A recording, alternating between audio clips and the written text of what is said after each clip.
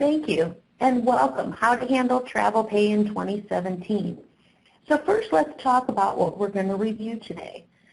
So first, we're going to talk about gross pay and overtime concerns. So we're going to talk about everything in regards to that. We're going to talk about defining hours worked. So how do you properly define hours worked, especially for employees that are so mobile? We're going to talk about preliminary and post-preliminary activities. Wonder if you require the employee to come in early, or if you're paying for their time to travel into the office, all kinds of different things from a preliminary and post-preliminary activities. We're also going to talk about on-call time and on-duty waiting time. So if you have an employee who's waiting to do a job for you, when do you actually have to, include those hours in your calculations? We're going to talk about training and seminar time. There are great conferences and seminars across the United States and webinars and all kinds of things in training. So do you have to pay for those trainings? Do you have to pay your employees for working while they're at those trainings? So we're going to talk all about that.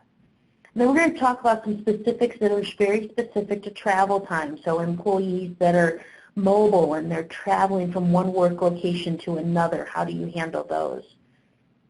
And then that we're going to talk about from an FLSA and an overtime perspective and calculating time worked and when you should pay somebody.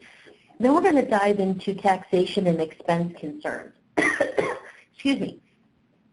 So we're going to really understand some special IRS concerns for your employees that travel. We're going to talk about accountable and non-accountable expense plans and what you need to know about their expenses while they're traveling and things of that nature. And then throughout the webinar today, you will see where I give you actual court cases about some of the topics we're going to talk about. And the reason I do that is because it's so important to kind of see how the courts will view things when they are, have court cases in these areas. So it kind of helps to kind of say, okay, this is what I learned, but how did the court look at it in practical real-life situations? Now, in the efforts of time, I don't actually talk through each individual court case that's in the handout, but it's there for your reference to kind of help with the learning today. And then obviously at the end, we will have some time for question and answer.